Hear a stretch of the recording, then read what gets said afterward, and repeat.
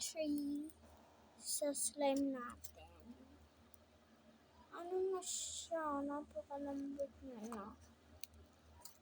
Dati yung activator ko napakapangit nun. Dati man.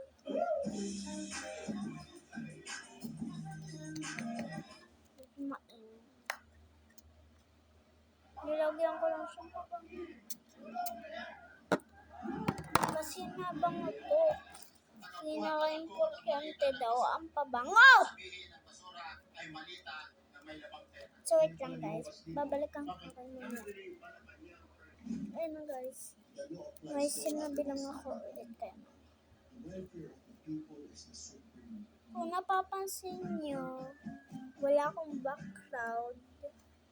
Hello everyone, welcome back to our one-on-one as we continue our flood control series. We have with us today the Vice Chairperson of the Senate Blue Ribbon Committee.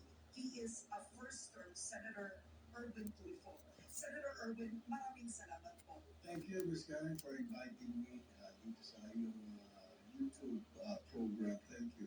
I think bago natin umpisa na ganito natin, ulit let's natin get straight to the point. Part 3 ulit. Marami ko nang ibang video. Bakit sa camera bloom? Pero dito naman, hindi. Sa totoong buhay. Siguro na gawin, and anybody can challenge anybody to investigate if Pakinggan nyo. company, Oh. sumali ako sa mga project at DPWH, itong when I was in the government service already, or meron akong mga flood control, I invite anyone to look into the records of DPWH or to ask any contractors at this point kung kilala nila ako, kung nakipag-ugnayan ako sa kanila, may binigay ako ng pondo. I challenge everyone. Gusto ko rin kausapin ko rin mga contractor na yan. Yung top 15, even yung wala sa top 15. Kausapin nila, nakadili na sa Erwin Tulfo. Because, So guys, ulit mag-vlog ako bukas. Hindi pa ako nakabiling glue. Sa mga testigo, sino para sa'yo ang pinaka-credible? Actually, the way I look at it now, ang pang-anim na hearing na namin, parang lahat hold up and attack everybody. The Vizcayas, parang they're holding back.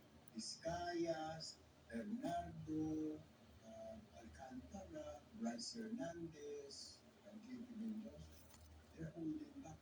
Kahit na Palubuhin sa natin. kailangan namin sa protective custody kasi nanganganin, etc.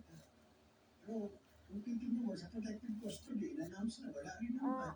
Wala naman dinagdag. Wala naman. Kasi people right now are looking, they are watching. Gusto na yung malaman kasi Di ba ako makapag-lobo, boy? Several times, puro Sunday ko. Eh sinasabi naman ng netizens, I'm reading din kasi is scary. Marunong naman ako magpalobo. Kasi walang kikilos yan. Kapit na. Walang instructions from the taas na places. Dahan-dahan.